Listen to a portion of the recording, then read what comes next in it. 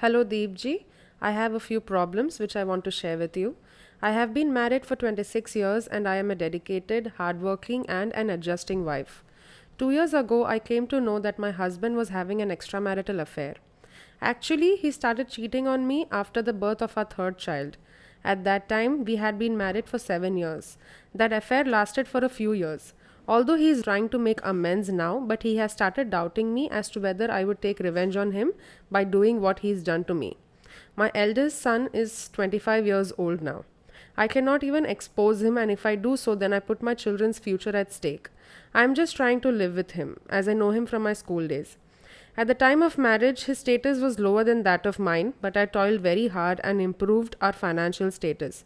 You can say that I gave my 300% to my husband's family. I always think that I am beautiful, can earn well, and can serve my in laws as well. My husband's earnings were low, so I thought that he would never cheat on me and would never get attracted to anyone. But my overconfidence has hurt me, and now I am unable to trust him or live with him anymore. Moreover, my upbringing has been such that I am not able to argue or fight with him. I never made friends as I felt he was my only friend. But friends don't cheat on you, and that is why my belief in the sacred institution of marriage is dissipating. I feel that I am suffering in this life because of my bad actions in my last birth. Memories of old pictures and songs keep reminding me of my sorrow. My husband sings well, and whenever he would sing a song in a party, I would be troubled by the thought that he would have sung this song to his lover as well, and they both must have spent a good time together. But I have always suppressed my emotions and have behaved normally. Nobody can predict by looking at me that I am undergoing such turmoil. I am a devotee of Krishna and never miss out on an opportunity to fulfill my duty as a wife because I take care of all his needs. But I do not want to be in this position anymore. I want to go far away from him, but I also want to meet my children once in a while. मैंने आपका सवाल ध्यान से सुना और मुझे अच्छा नहीं लगता जब मनुष्य अपने को फंसा देता है।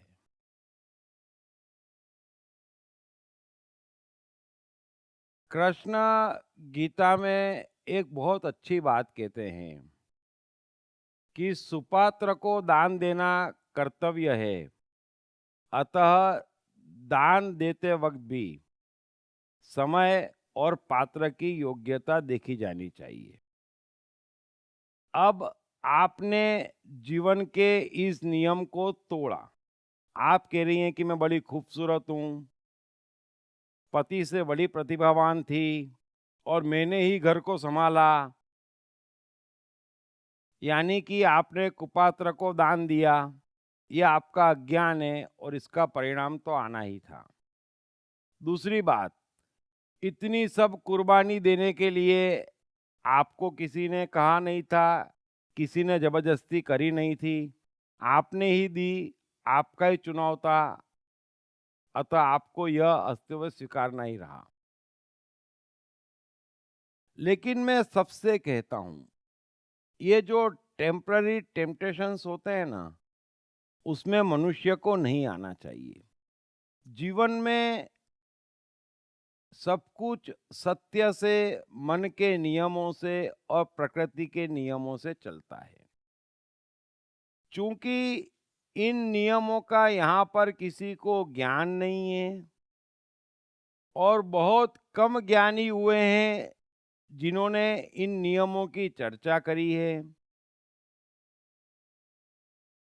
और दुख की बात यह है कि हाईएस्ट अज्ञान धर्म और समाज के नाम पर फैलाया जाता है, लेकिन यह नियम सारे के सारे सत्य हैं और इसके तोड़ते ही जीवन में चालान बनते हैं। सो हम नियम तोड़ते हैं और फिर सोचते हैं कि कहीं हमारे कर्म तो जवाबदार नहीं, पिछले जन्म के कर्म, कोई भाग्य, कोई शनि।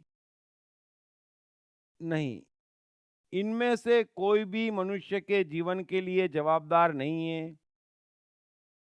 हमें ज्ञान नहीं है, हम नियम तोड़ते हैं और फंस जाते हैं। अब 25 वर्ष का आपका बेटा है, आप जीवन का करीब करीब मेजर हिस्सा गुजार चुकी हैं, तो कम से कम बचा हुआ जीवन हंस के गुजार लीजिए। आपको गानों का शौक है, उसे पालिए और पति की चिंता छोड़िए। यूं भी एक चीज मैं स्पष्ट कह दूं कि दुनिया के सारे विवाह सामाजिक बंधन है, धार्मिक बंधन नहीं है। धर्म का सत्य तो यही है कि मनुष्य पूर्ण स्वतंत्र है और अकेला आता है, अकेला जाता है। और जब भी दो जने मिलते हैं तो कुछ न कुछ, है ना, हसीन ही सही लेकिन ऊंच नीच होती है। और उसमें कृष्ण राधा हो, कृष्ण रुक्मणी हो या कृष्ण सत्यभामा हो, कोई भी अपवाद नहीं है। राम सीता हो या शंकर पार्वती हो, कोई भी अपवाद नहीं है। और सोक्रेटिस का तो दिन में 10 बार अपनी पत्नी से झगड़ा होता था। सो चूंकि विवाह सामाजिक बंधन है, धार्मिक नहीं, इसलिए दो आदमियों के मिलन में ऊंच नीच होती रहती है। ये कोई बहुत चिंता का विषय नहीं है। आप इतना जीवन गुजार चुकी हैं, तो बेकार के भावों में, बेकार की जलन में अपने को परेशान न करें। लेकिन जो कुछ हो चुका वो हो चुका। अच्छा हुआ आपने सवाल पूछा, हो सकता है इससे कईयों का फायदा हो जाए, आप भी फायदा उठाएं। और चूंकि आप एक पॉजिटिव व्यक्तित्व की मालिक हैं, तो पॉजिटिव बनी रहें और अपने जीवन पे, अपने बच्चे पे ध्यान दें। उम्मीद है आप थोड़ी कोशिश करेंगी तो सब कुछ ठीक हो जाएगा। आपको दुखी होने की जरूरत नहीं है। आप अपने शौक पूरे करें, अपने जीवन पे ध्यान दें और आप पॉजिटिव हैं तो पॉजिटिव बने रहें। Thank you very much. Krishna, मन और जीवन के मास्टर। कृष्णा एक प्रेमी, एक कलाकार, एक गुरु, एक राजनेता, एक व्यवसायी। कृष्णा शून्य से सृजन करने का एक श्रेष्ठ उदाहरण। कृष्णा जो कठिनतम परिस्थितियों में भी हंसते हुए जीने की कला सिखाते हैं। कृष्णा जिन्होंने जीवन का हर युद्ध जीता।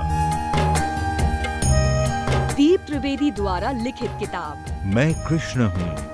ये किताब कृष्ण के संपूर्ण जीवन पर रिसर्च करने के बाद कुछ इस साइकोलॉजिकल अंदाज में सिलसिलेवार रूप से लिखी गई है कि जिसे पढ़ते पढ़ते आपका जीवन भी बदलता चला जाएगा। मैं कृष्ण हूँ। ये किताब अंग्रेजी, हिंदी, मराठी तथा गुजराती में एक साथ atmanestore.com साथ ही सभी प्रमुख ई-कॉमर्स साइट्स पर भी उपलब्ध है। दीप त्रिवेदी की मनुष्य के जीवन और उसकी साइकोलॉजी पर एक गहरी पकड़ है। मनुष्य जीवन के विभिन्न पहलुओं पर सर्वाधिक चर्चा करने का रिकॉर्ड भी उन्हीं के नाम पर है। मनुष्य जीवन का ऐसा कोई पहलू नहीं जिस पर उन्होंने खुलकर चर्चा ना की हो, जैसे कि path of life, personality, complex, guilt, love, expectation, partiality, acceptance, fear, hypocrisy, creativity, wealth, who is God, concentration, confusion, power of transformation, joy and success, mind and brain, day sleep, natural intelligence, change your future, ego, non-violence, freedom, तथा दीप talks ताओ ते चिंग के अंतर्गत दीप त्रिवेदी द्वारा मशहूर Chinese philosopher लाओ त्से के महान सूत्रों पर चर्चा, परिचय, समय, मन, सफलता, संकट, धर्म, राजनीति और दीप टॉक्स भगवद गीता के अंतर्गत जीवन की किसी भी समस्या से निपटने के लिए दीप त्रिवेदी द्वारा भगवद गीता के संपूर्ण 18 अध्याय पर चर्चा। आप ये तमाम डीवीडीज और सीडीज सुनकर अपना और अपने परिवार का जीवन बदल सकते हैं। ये तमाम डीवीडीज और सीडीज आत्मन ई स्टोर तथा अन्य सभी ई कॉमर्स साइट्स पर उपलब्ध हैं। हर बच्चे में सफल और महान बनने की संभावना छिपी होती है, सवाल बच्चे द्वारा अपनी प्रतिभा को निखारने का तथा सही परवरिश पाने का ही होता है। दीप त्रिवेदी द्वारा लिखित रोचक ग्राफिक बुक्स पढ़िए। The story of Thomas Edison, अनपढ़ एडिसन के महान वैज्ञानिक बनने की दास्तान। नॉटिनेस टू ग्रेटनेस, स्टीव से स्टीव जॉब्स बनने की कहानी। हॉटी टू डॉन्टी, चाइल्ड साइकोलॉजी समझने हेतु शेर के बच्चे की कहानी। ना सिर्फ बच्चों बल्कि हर माता पिता व टीचर के लिए भी आवश्यक ग्राफिक बुक्स हिंदी तथा अंग्रेजी में आत्मन ई स्टोर तथा अन्य सभी ई कॉमर्स साइट्स पर उपलब्ध।